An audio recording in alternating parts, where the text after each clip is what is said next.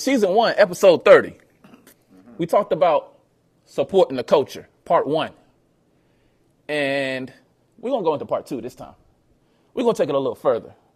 We was talking about supporting black-owned businesses and how we can not go outside of our community to always spend and look for stuff, but spend within our community, support each other, not be crabs in a bucket. Talk to them a little bit about that, P. I mean, man, honestly, just sitting here thinking and just going back and thinking about the episode, I'm just still at a place where it's like, how do we transition? I guess that would be the word I would use, transition, because we still have the most spending power. We still have the most buying power. Literally, like if we stop shopping for 2 weeks straight, these companies would collapse. They depend on us. We as in black people. Black people, yeah. The black dollar. We got the most spending power in the world with zero ownership, which doesn't go Say together. that again, man. We have the most buying power in the world with zero ownership. We don't own anything. We own less than other cultures. We don't own our stores that's in our neighborhood. We don't own our local marts that's in our neighborhood. We don't own we don't own anything, but we spend money. And these people, a lot of things that people don't know with our culture, a lot of people know how much money we spend. A lot of people know how much they can profit off of our culture. That's exactly why you see Arabs and everyone else in our neighborhoods, you know, no disrespect to anyone, but they come in our neighborhoods and they profitize off of us and then send money back to their families, their culture, use it to build generational wealth. And we're still sitting there stuck trying to figure out, okay, how they get this. But they was granted loans. They were given things that we weren't given access to start as far as funding, which we can't get access to. So it's like, how do we all get on one accord to where we can build and start investing in ourselves? Like, if you got a friend with a clothing company, a baking company, even somebody trying to do music, like, support some type of way. Like, we have to figure out a system to keep money in the black household, in the black community. But the thing is, we have to figure out a way to get ownership in something. We're never going to be able to start building generational wealth to that level until we're able to really get behind closed doors, almost like with politics, with lobbying.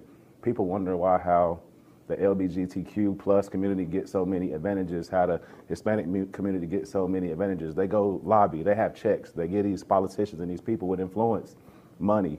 You do this for me, I do this for you. We have to set up some type of system like that in our communities to where we can start making some type of progress and start seeing profit in our communities and start investing in our own. And we got to quit hating each other. Why does it make a difference that we do those type of things, like be able to use our money and our influence to affect politics? Yeah, so we won't have so much of a political agenda. It's an influence that holds us back. Like, exactly. We got to be able to have We don't influence. Have those things. We get promised things, but never get nothing passed through. Right. Because there's nobody on our end. Like, all these black people always talk about, these celebrities always talk about, oh, let's do this, let's start this, let's do this. Bro, you know how much money y'all got? Y'all can all take $100K, $200K, even though it's not my money, I'm not counting nobody's pockets. If y'all really want to make change, go invest in your neighborhood. Go invest in your local schools. Go invest in your local police departments. Why do you think it's not happening? Start promoting us to be police officers and stuff more, because the way we're taught don't snitch. We're taught being police is not cool. We're taught being a lawyer is not cool. We taught being smart is not cool. It's cool to be a dummy. It's cool to be a dummy. That's the way they make it seem, right? Man, like we taught, like, in our communities, we get money and we taught to spend it on stuff that's materialistic. What Kanye say? Go ahead and say it. I know what you're getting at. You about to quote Kanye? Black. What'd he say? Well, he know I don't like that, but go ahead. Use it to make his point. What'd he say? He said, you know, white people get money by business. Black people, we get money, we buy 80 gold chains and go ignorant. Like, it's just fact. Like, we're just taught and catered to in a different way as far as how we spend our money and stuff. And that's just. And I remember episode 1, which I suggest you go look at episode 1, season 1. I mean, episode 30, season 1. We talked about how a lot of times we don't spend money in the black community to support black-owned, like, clothing and apparel, because, like, as parents, which all of us are, like, we don't want our kids to suffer. So if we go out and have our kids wearing some black-owned shoe or some black-owned clothes, and they're not J's or and they're not Jordans or it'll be like Polo how FUBU became whatever. in our era. Remember, FUBU and Fat Form was cool in our era. Then it became like not cool to wear that. If they out there wearing some knockoff black-owned stuff, they're gonna get picked on. Yeah, because these kids go to school wearing Balenciaga. Right. Like, so that's crazy. So, but the reason why that is because the standard has been set to what's cool and what's not cool in our community. But if we can change the narrative and change the standard let's be honest, of what's cool and what's not cool, we make everything cool. We do. We made Balenciaga cool. Because the stuff we they made think is cool, I don't even think we it's cool. made. I will say this. Yves Saint Laurent cool. And this we is not, made Amiri and Rick Owens and all that cool, bro. These brands been around. When we put it on, we make it cool. We make it and this is not a fashionable. knock. This is not a knock to any other race or culture. They imitate but like us. nobody influences culture the way we do. Bro, people hate Clothing, us and copy apparel. us. You better say it. The way we You know what talk, I mean? the way we walk, everything, bro. We like, talked about hip hop started in the black communities. You know what I mean? And like it's blossomed way beyond that now, but it started with us. Yeah. Bro, we are the culture. It's people that hate us but love to imitate us. Love to imitate Like, us. people literally dress up in blackface because they want to be black so bad. That's why the affluent, guy To a certain extent. Yeah. They don't want everything that black people have to deal with. Yeah. It's like Paul Mooney said. Excuse I don't my want language. anything that black people have to deal with. Excuse my language. Like Paul Mooney said, everybody want to be a nigga till it's time to be a nigga. And it's the Right. truth. Sad. It's the That's truth. crazy. Everybody wants to jump. Like, look at Katy Perry, all these people, like, even in the music industry, their careers start trending downwards. What do? They jump in the hip hop community, get back buzzing, and then go back to doing what they do. Call Wayne. We need a verse. I'm just saying, like, we are the culture, bro. We make everything cool. You work in an elementary school. Like, do you even see it on the level of the little kids? Oh, yeah. So How y'all so? being How both so? in the school system, yeah. What is that? What is that like? What do you see from the culture, from your standpoint, from little kids right now? It's the same thing. As far as how they being grown. gotta, I'm a PE teacher, Right.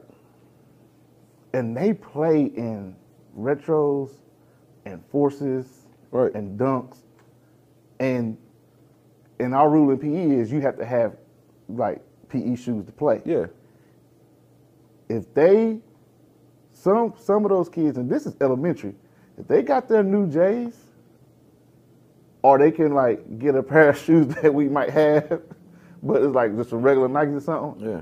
They won't wear the Nikes to play because they ain't fresh It enough. ain't cool. But then they won't play in their shoes because they don't want Because they creases. don't want to mess them up. So they rather just get points deducted and not participate. Because they'd rather be fly That's than crazy. participate. Because of instead of shooting ball or playing a game or They'd rather So it's that get serious. points deducted Yeah. on something that has to do with their they education. come in walking like Hold on, this hold on. because they can't So- crease the shoes. Yeah, you know what I'm yeah. saying? And this is kids that are 7 and 8 years old. Yeah, They'd rather like get little points deducted from something that has to do with their education than to crease their retros and their Air Force Bro, Ones. the coach is so real. Just think about that. I could walk in wear some steps. I could walk in wear some steps or some And or they some own Donovan you. Mitchell or something. They'd be like, What you got on? "What is that?" Yeah.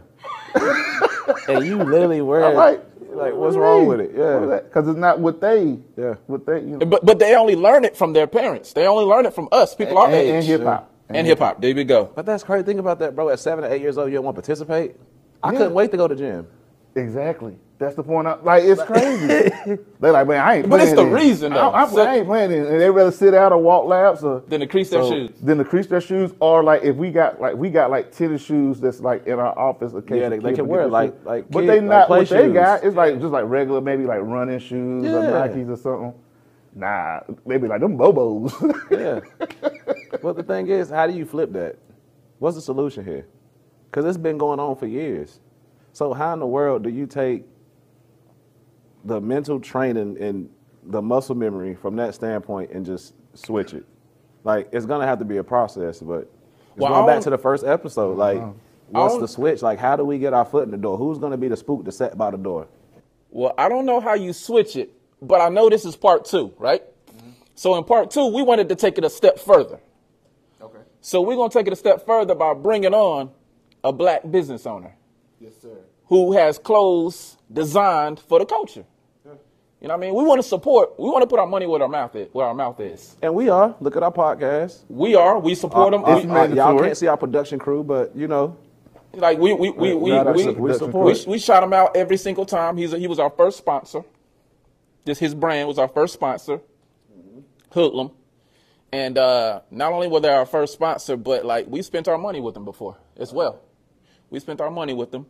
So we're gonna add another voice to the conversation. because he's in the position of having a business, having a company, a clothing company that we can get behind. Yeah. And there's millions or more, maybe not, I don't know millions, but there's a ton more like it. Yeah. There's a ton more like it out there. You got to tap into it.